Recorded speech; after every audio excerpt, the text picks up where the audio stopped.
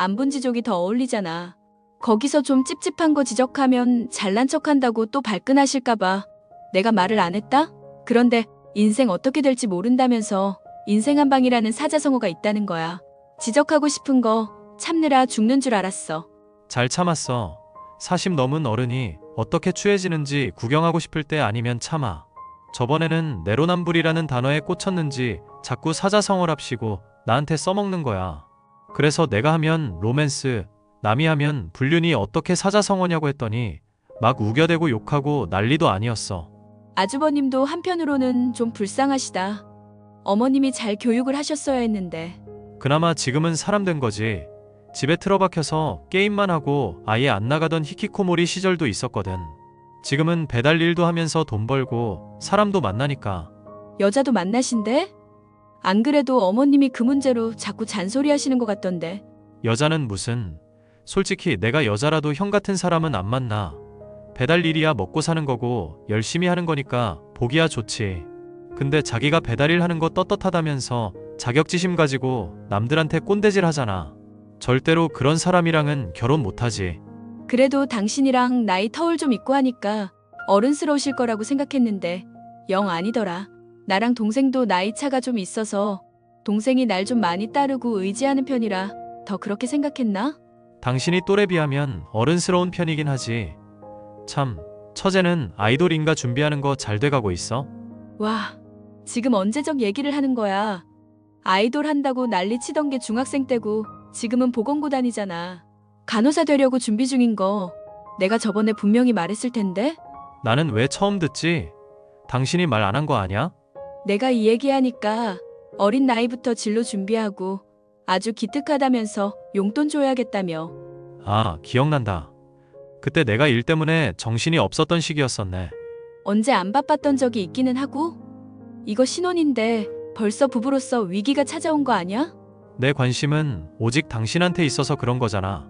당신 관련한 문제 아니면 그냥 뇌에 안 담아둘래. 용량만 차지해. 내 동생 문제면 내 문제이기도 하니까 앞으로는 담아둬. 좋은 말로 할 때 남편은 컴퓨터 공학과를 나와서 프로그래머로서 일하고 있는 수입도 괜찮은 편이었고 제가 좋아할 만큼 유머 감각도 평균 이상은 있는 편이라 함께 살아가는데 아무런 문제가 없었습니다. 결혼을 한 이후 사소한 문제로 다툼이 있더라도 대화를 통해 잘 풀어갔고 남은 평생을 함께 할 수 있겠다 싶을 정도로 늘 다정한 사람이라 좋았는데요. 하지만 그런 남편과 정말 다른 사람이다 싶을 정도로 시어머니는 속물적이고 트집 잡기를 좋아하는 사람이었습니다. 제가 잘한 부분은 그냥 넘어가고 못한 부분들만 어떻게든 지적을 하면서 자기 자존감을 채우려는 것처럼 보일 정도였죠. 너, 내가 신혼이기도 하고 학교 일 때문에 바쁘다고 하니 어지간하면 잔소리 안 하고 참으려고 했다. 그런데 간장게장 이거 보니까 한마디를 해야겠구나. 네 시부모도 그렇고 진호까지도 간장게장 먹고 다 배탈 났잖니. 그것 때문에 이틀은 배앓이 한다고 고생이 이만저만이 아니었던 거 아니? 알죠, 어머님. 아파서 많이 고생하셨죠. 근데 제가 그거 퀵으로 보내면서 냉장고에 좀 빨리 넣으라고 설명을 드렸는데요. 아주버님이랑 어머님한테 말씀을 드렸는데 막상 도착했다고 말한 뒤 이틀이나 지나서야 냉장고에 넣으셨던 걸로 알아서요. 그냥 몸 아파서 고생했겠구나 알고 죄송합니다만 반복하면 될 일이지 왜 토를 또 달고 있니? 진호 배달일 하느라 힘들어 하길래 날 잡아서 여행 가서 같이 회 먹고 펜션에서 하루 자고 왔다. 그게 죽을 죄인 줄은 몰랐구나. 죽을 죄라는 게 아니라요. 어머님, 퀵으로 택배 보낸다고 할 때는 알겠다고 하셔놓고서 수령하고 나서 바로 냉장고에 안 넣으셨던 게 안타까워서 그러죠. 쇼핑몰에서 구매할 때 나름 리뷰도 좋고 아는 사람이 하는 곳이라 시켜드렸던 건데 상해서 배탈까지 나셨다니 저도 마음이 안 좋네요. 원래 장사꾼들이라는 게 아는 사람까지도 다 등쳐먹고 사기치고 그러는 거야. 리뮤 그것도 죄다 조작일 게 틀림없는데 그걸 믿고 주문을 했다는 거니? 이러니까 네가 헛똑똑이라는 거야. 백날 애들 가르치면서 공자왈 맹자왈 줄줄 씨부리기만 하면 뭐 하겠니? 이런 간단한 이치도 몰라서 사람 배탈이나 나게 하고. 사실 저도 남편이랑 시켜서 먹었는데 맛있게 잘 먹었거든요. 더운 날씨에 너무 방치되어 있었던 게 문제 아닐까요? 우연히 너한테 만난 게 같나 보지. 넌 어쩜 그렇게 애가 자기 중심적으로 좋을 대로만 상황을 해석하니? 답을 정해놓고 박박 우겨대는 꼴을 보니 부부 아니랄까봐 영호 안 좋은 점을 벌써 닮아버렸구나. 어디 시어미가 말하는 것마다 토를 달고 있어. 나중에 집에 와서 한번 드셔보세요. 진짜 맛있는 간장게장이라 그래요. 됐으니까 앞으로 선물하고도 욕먹기 싫으면 똑바로 하거라. 알겠어? 모르겠어? 알겠다고 대답 안 하면 혼쭐을 내줄 테니 그렇게 알거라. 네, 알겠습니다, 어머님. 날이 갈수록 표독스러워지는 시어머니의 참견과 우기기 때문에 한숨이 나오는 일이 하루 이틀이 아니었습니다. 남편에게 이 문제를 편하게 얘기할 수 없는 것은 그럴 때마다 길길이 화를 내며 시어머니와 당장이라도 싸우려 들었던 까닭이었는데요. 참고 넘어갈 수 있는 문제를 굳이 꺼내어 모자 관계를 갈라놓을 것 같아 마음이 좋지 않았거든요. 당신 엄마한테 간장게장 보낸 일로 잔소리 들었다며? 좋은 경험했지. 내가 간장게장 보내고 욕먹기는 난생 처음이거든. 엄마는 남한테 늘 틀린 것만 채점하는 사람이라 그래. 형은 다 틀려도 어떻게 대하는지 알아? 맞는 것만 채점하신다든가? 아니, 일단 해봤다는 것에 이미 100점을 주지. 나는 좋은 대학 가도 시큰둥하고 배워서 뭐하냐고 하더니 형이 사이버 대학으로 대학 졸업증 따겠다니까 아주 잔치를 벌이더라. 그나마도 하던 도중에 때려치웠는데 배우겠다는 모습이 기특하니 어쩌니. 내가 차별당한 거 열거하면 3일 밤낮을 새도 모자라. 이러니까 내가 계모라고밖에 계속 생각이 안 들지. 어머님은 대체 무슨 생각이신지 모르겠어. 아주버님이 배달일로 돈 버는 거 몸이라도 까딱 다쳤다가는 못하는 일이 되는 거잖아. 지금보다 더 안전하고 본인도 적성에 맞는 일 하게 하려면 마냥 오냐오냐만 해선 안 될 텐데. 그나마 형이 아빠는 무서워했었는데 건강 안 좋아지고부터는 영 케어가 안 되네. 엄마가 그나마 잔소리하는 게 결혼하라는 건데 솔직히 나이 40 넘어서 부모 집에 있는 남자한테 누가 시집을 가겠냐고.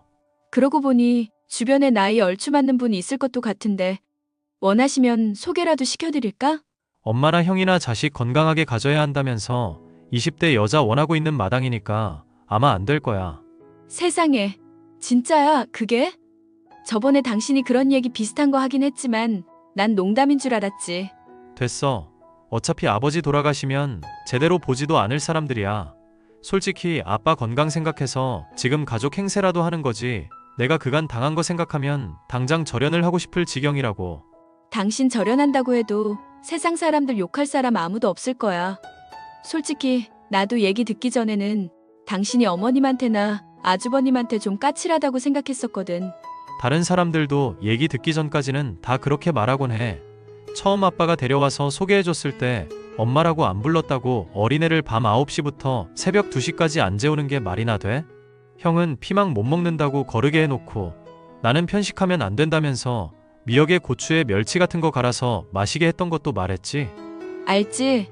당신 힘들게 자라온 거. 하늘 날아 있는 친엄마 보고 싶다면서 술 마시고 운 적도 있잖아. 엄마 죽자마자 계모 데려온 아빠야 지금 와선 그러려니 하는 마음이거든. 그런데 내가 말을 잘 안 들어서 엄마가 일찍 사고당했다느니 하는 말은 어린애한테 하는 게 아니잖아. 당시에는 내가 착해서 가만히 듣고만 있었는데 지금 생각하면 그게 다 상처 주는 말들이더라고. 형님한테 돈 빌려준 거 3천만 원도 아직 못 돌려받았다며.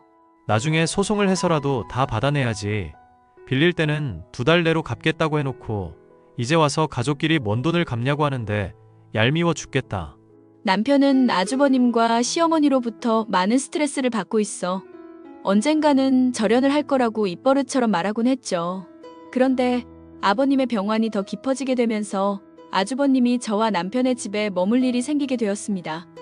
골골거리는 사람 옆에 아주버님이 있으면 안 좋은 기운을 받는다며 시어머니가 고집을 부리며 말도 안 되는 주장을 해서 어쩔 수가 없었죠. 남편이나 저나 아버님에게 크게 스트레스가 될까봐 어쩔 수 없이 이를 받아들여야만 했습니다. 재수씨, 솔직히 술을 마시고 돌아왔으면 해장국 정도는 센스 아닙니까? 아무리 엄마 부탁 때문에 억지로 집에 받아들여줬다지만 이렇게까지 눈칫밥 주시면 곤란해요. 아주버님, 술 마시고 오토바이 모시다가 정말 큰일 나는 수가 있어요. 그런 행동하면 숙취해소고 뭐고 안 해드린다고 남편이랑 제가 말씀드렸잖아요. 가뜩이나 아버님 지금 편찮으신 상황인데 아주버님한테까지 무슨 일 일어나면 어떡하려고요.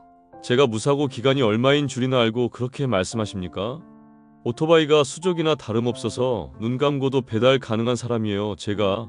음주운전으로 남편이 신고해야 한다는 거 말리느라 애쓴 제 생각도 좀 해주세요. 솔직히 어머님 고집 때문에 집에 머물게 하고는 있는데 술 냄새 풍기시면서 집에 들어와선 방도 제대로 안 치우시는 거 좀 보기가 그렇네요. 담배도 피우지 말라고 하는데도 알겠다면서 계속 뻑뻑 피워대셔서 머리가 아파 죽겠다고요. 서로 지킬 건 어느 정도 지켜야 하지 않을까요? 아빠랑 엄마한테는 아무 말도 못하면서 나한테는 센 척하시는 모습을 보니까 강약약강이라는 사자성어가 떠오르네요. 죄송하지만 아주버님, 강약약강은 사자성어가 아니에요. 그걸 누가 정하는데요? 먹물 좀 먹었다고 다 정답이 아닙니다. 제 기준에서 제가 정한 답이라는 것도 있는 건데 재수 씨만 옳다고 주장을 하시면 안 되죠. 전 아닌 걸 아니라고 했을 뿐이에요. 하여튼 간에 앞으로도 술 마시고 운전한다든가 집에서 담배 피우고 이런 건 자제 부탁드릴게요. 제 인생 제가 알아서 살게요. 재수 씨는 그냥 본인 할 일이나 열심히 합시다. 인생은 원래 혼자 와서 혼자 가는 거 아닙니까? 아주버님은 말이 전혀 통하지 않아 받는 스트레스가 이만저만이 아니었어요. 그래서 다가오던 남편과의 결혼기념일에 집에서 나가달라 부탁을 하려고 했습니다. 그런데 여느 때와 마찬가지로 술에 취한 채 오토바이를 몰던 아주버님은 빗길에 미끄러져 크게 다치는 사고가 일어나고 말았어요. 사고로 인해서 하반신 마비가 오게 되어 제대로 걷지도 못하는 신세가 되었고 이에 큰 스트레스를 받은 아버님의 병세는 더욱 악화되고야 말았습니다. 한동안 입원을 하고 있던 병원에서 재활도 불가능하다는 선고가 내려지게 되었고 시어머니는 장애인이 된 아주버님의 문제를 저와 남편의 탓으로 돌렸죠. 내가 니들한테 우리 진호 잘 부탁한다고 했니? 안 했니? 그런데 애를 다리 불구로 만들어놔? 니들이 그러고도 사람이냐? 사실 아주버님한테 여러 번 주의드렸었고 어머님한테도 협조 요청했었거든요. 아주버님이 자꾸 술 마시고 운전한다, 집에서 담배 피운다 전해드렸더니 나이도 지긋한 윗사람한테 어디 간섭이냐며 참견 말라셔서요. 아이고 영우야, 얘 말하는 꼬락서니 봐라. 장손이 사고로 장애인이 된 마당에 시어미한테 할 소리니 이게? 변명이나 하고 있고 죄송하다는 말은 어떻게 한마디가 없어? 집사람이 틀린 말 한 거 없어. 우린 최선 다했고 형 지금 당장 집에서 안 내보내는 것만으로도 할 도리 충분히 하고 있는 거야. 엄마가 형한테 크고 작은 문제 생길 때마다 오냐오냐만 하고 남 탓만 해왔던 거 알고 있지? 근데 그게 잘못이라고 생각은 안 들잖아. 그럼 앞으로도 그냥 이렇게 살아야 하는 거야. 윗사람한테 이렇게 막말하는 것들을 하늘이 도와줄 거라 생각하니? 어림도 없다. 언젠가 진호는 내가 데리고 갈 테니 그렇게 알고 있고 만약에 진호 아비 까딱 잘못해서 죽게라도 되면 니들한테는 재산 한 푼도 없을 줄 알아라. 알겠어? 당장 데리고 가기나 해. 네가 말 안 해도 당장 데리고 갈 거다. 돈 한 푼도 못 받고 후회하지나 마라.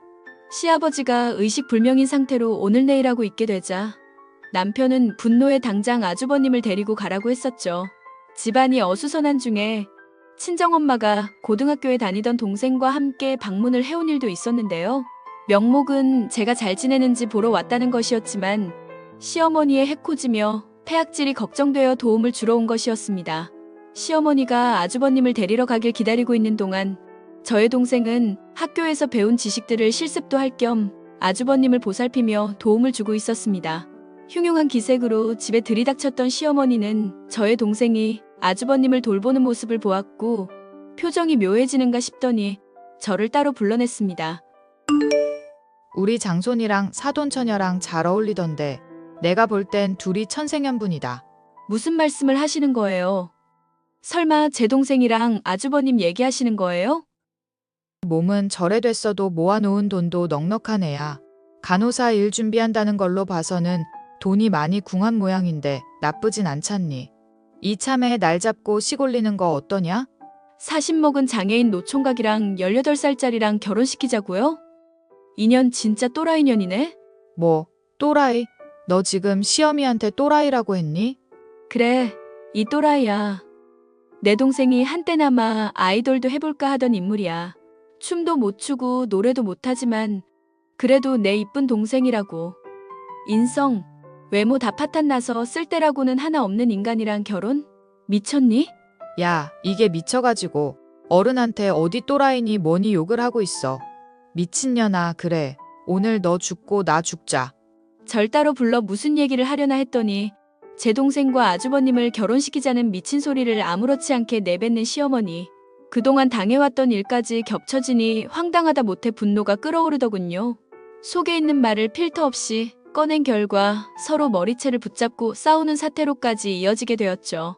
고래고래 악을 쓴 것과 달리 영 기력이 없던 시모는 저에게 머리채를 쥐어뜯기고 그 자리에 주저앉아 서럽다며 엉엉 울어대기까지 했습니다. 이런 일이 있었으니 아주버님은 당연히 저와 남편의 집에 머무를 수가 없는 상황이 되었고 결국 원래의 보금자리로 돌아가 시어머니와 함께 머물게 되었는데요. 사고로 인해 한순간에 장애인이 되어버린 아주버님이 딱하기는 하지만 그렇게 경고를 했음에도 잘못을 저지른 것은 본인이니 누굴 탓할 수도 없는 상황이었죠.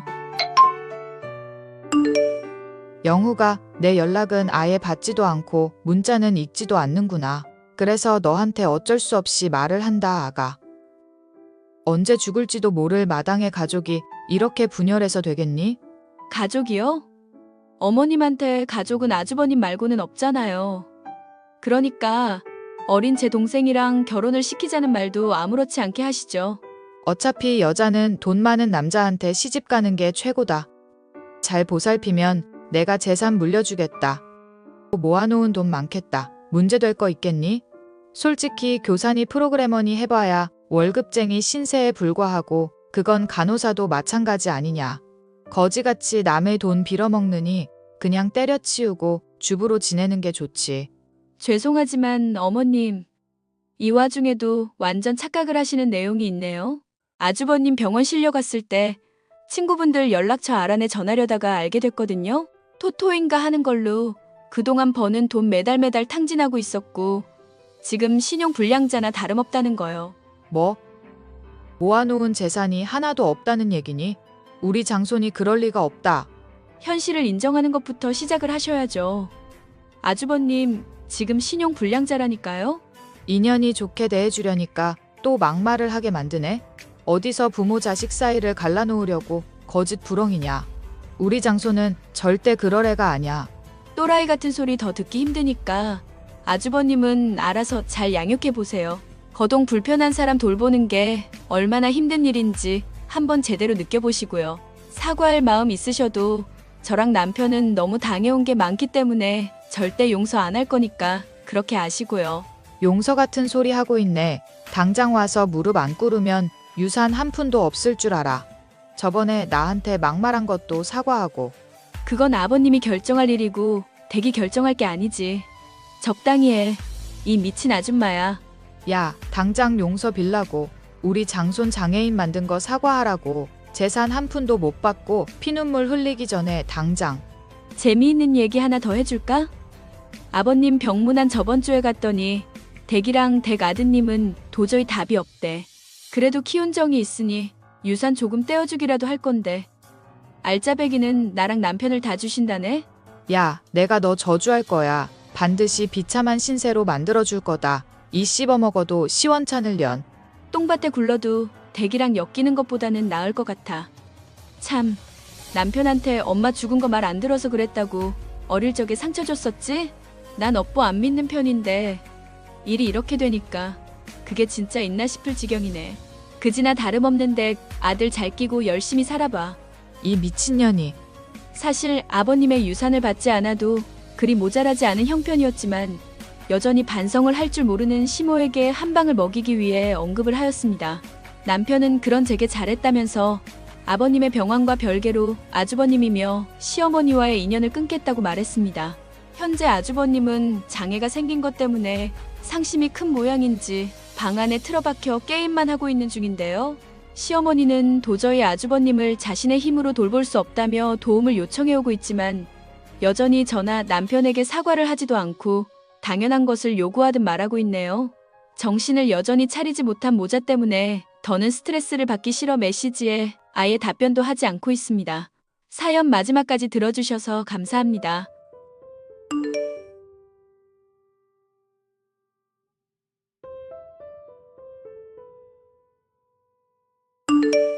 안녕하세요.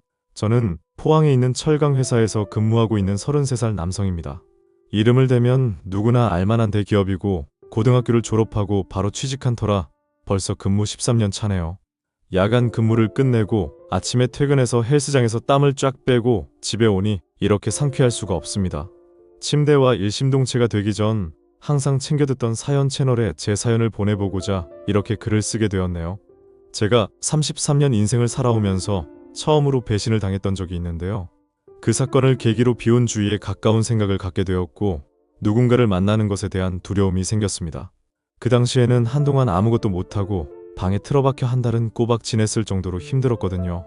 지금은 이렇게 웃으며 말할 수 있는 이야기지만 한때 저를 힘들게 했던 그 이야기를 지금 써내려가 볼까 해요. 무슨 사연인지 궁금하시죠?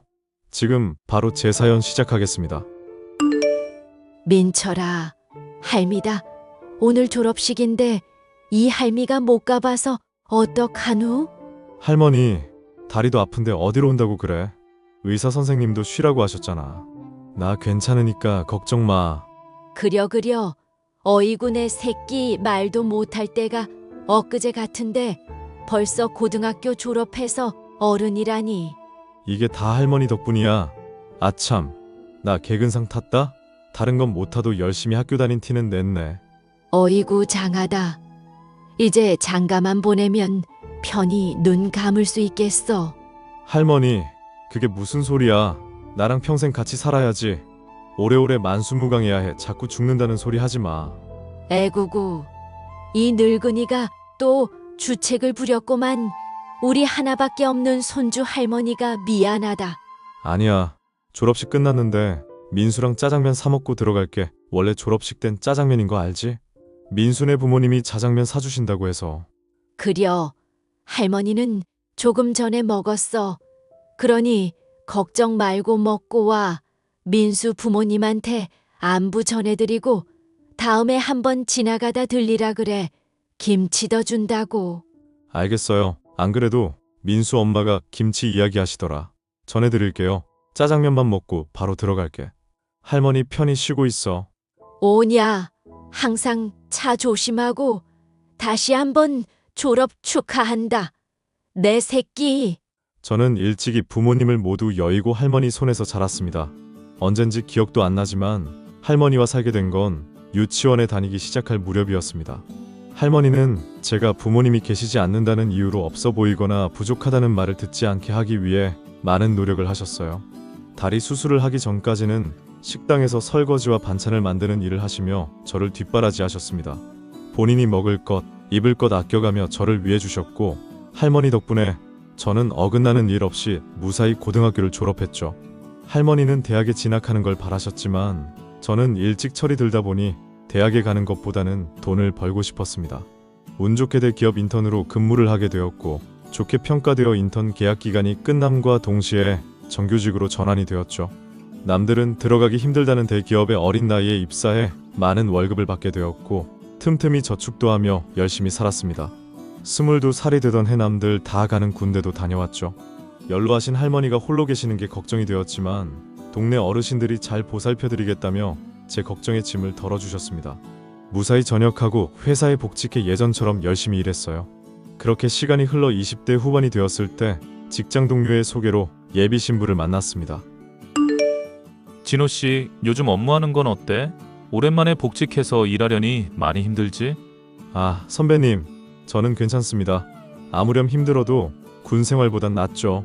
하하, 그렇지. 오늘 퇴근하고 나랑 소주 한 잔 어때? 아, 할머니가 혼자 계시는데 오늘 저녁 같이 먹기로 했거든요. 에이, 진호 씨는 꼭 그러더라. 하루 정도는 나한테 시간 좀 내줘. 죄송합니다. 할머니가 지난주에 퇴원하시고 컨디션 좀 나아지셔서 외식 좀 하려고요. 아, 그렇구나. 그럼 내가 이해해줘야지. 우리 팀에서 진호 씨가 가장 유능한 인재인 건 알고 있지? 과찬이십니다. 좋게 봐주셔서 감사하죠. 진호 씨처럼 일찍이 입사해서 그 정도 일할 수 있는 사람 없을 거야. 대표님 표창까지 받았으면 말 다 한 거지. 우리 회사가 복지가 좀 좋아? 그나저나 진호 씨가 올해 몇이지? 저 올해 28입니다. 왜 그러세요? 오, 딱이네. 마침 내 고향 후배가 하나 있는데 걔가 어렸을 때부터 공주로 불리던 애거든. 얼마 전에 한국 귀국했다길래 만났거든. 진호 씨랑 잘 어울릴 것 같아서. 네? 그게 무슨 말씀이세요? 저랑 잘 어울릴 것 같다뇨? 에이, 진호 씨, 이제 나이도 있고 연애는 해야지. 언제까지 일만 하고 살 거야? 진호 씨 정도면 여자들이 줄을 선다고. 젊어서 모아둔 돈도 제법 있지. 얼마나 좋아? 아, 저는 아직 연애할 생각이 없어요. 할머니도 모셔야 하고 여러모로 상황이 그렇지 않네요. 그게 무슨 상관이야? 그리고 걔는 현모양처 스타일이라 진호 씨도 아주 마음에 들어 할걸? 그러니 이참에 소개팅 한번 해볼래? 제가요? 어우, 저는 괜찮은데. 에이, 그러지 말고 만나봐라. 내가 이렇게 말하는 성의를 봐서라도 커피 한 잔 마시고 오라고. 이미 말도 해놨단 말이야. 제 의사도 안 물어보시고 그러시면 어떡합니까? 참, 선배님도. 그럼 저 커피 한 잔만 마시고 오겠습니다. 더 이상 진전이 없어도 뭐라고 하시기 없기입니다. 에이, 나 그렇게 속 좁은 사람 아니야. 그럼 약속 잡고 연락 줄게. 고마워. 직장 동료는 하루가 멀다 하고 자신의 고향 후배라며 어찌나 자랑을 해대던지요. 저도 사람인지라 하도 좋은 말로 감싸서 어떤 사람인지 내심 궁금했습니다. 며칠의 시간이 흘러 시내의 한 카페에서 소개팅을 하게 되었는데 거짓말 안 보태고 무슨 연예인 보는 줄 알았습니다. 사람한테 후광이 비치기도 한다는 말, 저는 거짓말인 줄 알았거든요. 예비 신부는 탄탄한 몸매에 당장이라도 쏟아질 것 같은 큰 눈망울이 매력적인 사람이었습니다. 현재 어린이집 교사로 근무를 하고 있다고 했습니다. 순식간에 분위기에 매료된 저는 어쩔 줄을 몰라 하고 있었고 제게 먼저 말을 건네오는 여성분 덕분에 조금씩 분위기가 풀렸죠. 그렇게 6개월 정도 만나며 친구처럼 편히 지내다가 누가 먼저랄 것 없이 마음을 표현하면서 연인 사이가 되었어요. 여자친구는 그 누구보다 마음이 따뜻하고 다정한 사람이었습니다. 이런 사람이라면 평생 함께해도 후회하지 않을 것 같았죠. 저희는 1년 정도 연애하다 30살을 바라보던 시점에 결혼에 대해 진지하게 생각하기로 했습니다. 자기야, 우리 언제 인사드리면 좋을까? 아직 할머니한테 결혼 이야기는 안 해서. 뭐? 그럼 나랑 왜 만나? 나랑 결혼 이야기 오고 갔으면 당연히 할머니한테 말씀드렸어야지. 내가 연애가 처음이기도 하고 신중하게 생각해야 할 것 같아서. 할머니 병원 왔다 갔다 하시고. 그럼 내가 못 믿었다 이거야? 아니, 그런 뜻이 아니야. 자기 기분 나쁘라고 한 게 아닌데. 아니, 사실 조금 무섭거든. 뭐가 무서운데? 서로 사랑하면 결혼하면 되는 거지. 뭐가 그렇게 무서워서. 우리 부모님 나 어렸을 때 돌아가셨잖아. 그렇게 한순간에 모든 걸 잃었는데 내가 과연 살아가면서 잘 해나갈 수 있을지 그런 거 고민한 거야. 절대 다른 뜻 없어. 에이, 난 또 뭐라고. 남들 하는 만큼만 하면서 살면 되지. 솔직히 가족 생기는 거 엄청 좋은 일이야. 하지만 내 경우엔 좀 다르잖아. 생각할 것도 많고 그리고 더더욱이 할머니가 계시고. 그게 무슨 문제라도 돼? 요즘 사람들 시댁 식구들이랑 잘 안 살잖아. 근처에 사는 것도 싫어한대. 나는 우리 할머니 안 모실 수 있는 환경이 아니거든.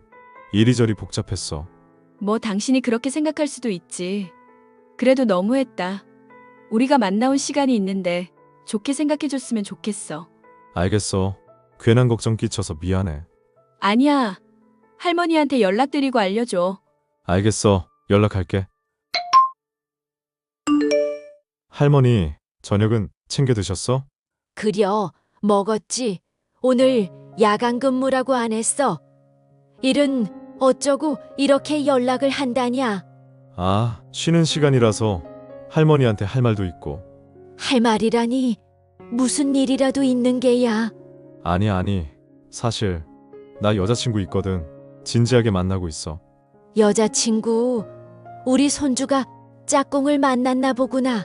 그래서 뭐 하는 처자니? 어린이집에서 교사해요. 나랑 친하게 지내는 민철 선배 있지? 그 선배가 소개해줬는데 만난 지 1년 반 정도 됐어. 나이도 나이인지라 결혼 생각했는데 할머니는 어떤가 하고.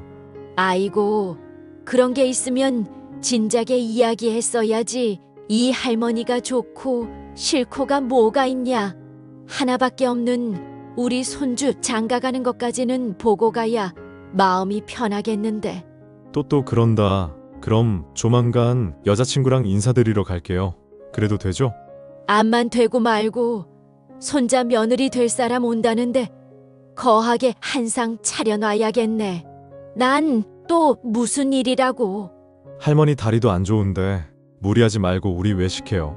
옛기 집에 귀한 손님 올 때는 손수 대접하는 거야. 이 할머니 아직 잘 걸어 다닌다. 그러니 걱정 말고 날만 정해지면 알려주거라. 장도 봐야 하니까. 네, 알았어요. 여자친구한테 연락해둘게요. 할머니 뭐 갖고 싶은 거 있어요? 인사드리러 가는 날 선물 사갈게.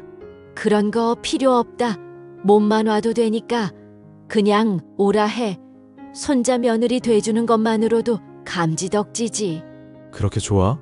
그럼 좋다마다 손주 녀석 장가 간다는데 이제 하늘나라 가서 내 엄마 아빠 만나면 허리 좀 펼 수 있겠다. 할머니, 그럼 조만간 찾아뵐게요. 오늘 뭐 아무것도 하지 말고 일찍 주무세요. 맨날 드라마 보다가 자지 말고. 결국 마음을 먹은 저는 예비 신부를 할머니께 소개해드렸습니다.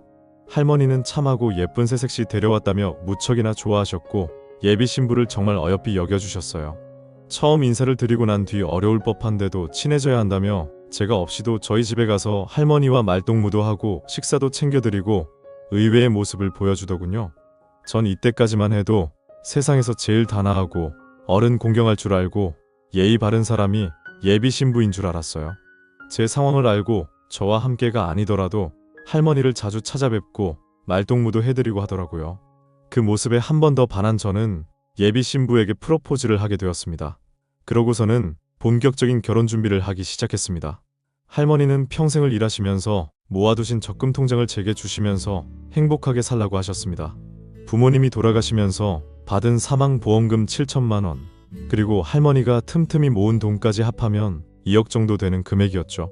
예비처가 쪽에서도 결혼 비용으로 절반 정도 보태주신다고 했고 대충 1억이 넘는 금액을 지원해 주신다고 했습니다. 자기야, 우리 결혼 비용이 그렇게 많이 필요한가? 솔직히 다른 건 간소하게 한다고 해도 집이 제일 걱정이라. 집은 생각해둔 게 있어?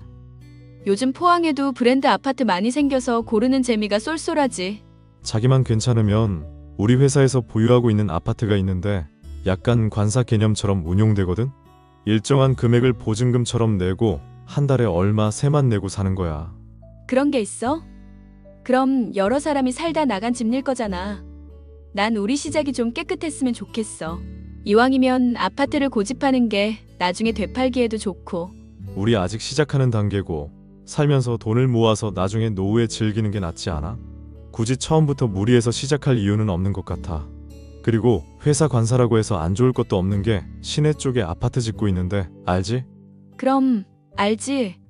거기 신축 아파트 뭐 짓고 있긴 하던데 자기네 회사에서 짓는 거던데 혹시 거기 말하는 거야? 내가 말하는 곳이 거기야. 이번에 새로 짓고 있거든. 아, 그럼 좋지. 되팔진 못하더라도 어디 가서 기죽진 않겠다. 그럼 집 문제는 해결된 거다? 이번에 평수도 넓게 뺀다고 그러더라고. 36평쯤 될 거야. 와, 넓네. 우리 신랑 능력 있구나. 근데 혹시 뭐 하나 물어봐도 돼? 뭔데? 당신 모아둔 돈 얼마나 있어? 솔직히 내가 정교사도 아니고 언제 잘려도 모르는 상황인데 나 카페 해보고 싶어서. 그건 차차 생각해보자. 일단 결혼이 우선이니까. 그리고 당신이 하고 싶은 일 있으면 언제든 주저하지 말고 말해줘. 같이 생각해보고 진행하던지 하면 되니까. 우와, 정말이지? 아무튼 고마워. 역시 자기밖에 없어. 해줄 수 있는 건 해줘야지. 카페 차리면 꾸준히 할 수 있잖아. 자기가 하고 싶은 게 있으면 내가 적극적으로 도와줄게. 그렇게 관사가 다 지어지고 가전이며 가구도 보러 다니고 하나씩 채워나가는 재미를 느끼고 있었습니다. 그런데 어느 순간부터였나 예비 신부가 저를 피하는 느낌이 들더라고요. 제가 뭘 잘못했나 싶기도 하고 결혼을 앞두고 마음이 심란한가 싶어 저는 되게 조심스러웠습니다. 직장 동료들도 그렇고 주변에서 원래 결혼 앞둔 시점에 보통 그런다길래 정말 그런 줄 알았어요. 결혼 준비를 하면서 설레기도 했지만 왠지 저 혼자 들떠 있는 것 같아서 속상하기도 했답니다. 예식장도 예약하고 여행사 통해서 신혼여행도 준비하고 있었는데 저에게 연락이 온 겁니다. 무슨 연락인가 하고 받아보니 예비 신부에게 처리하라고 돈을 줬는데 아직 처리를 안 한 건지 마감 기한이 지났다고 하는 겁니다. 적은 돈도 아니고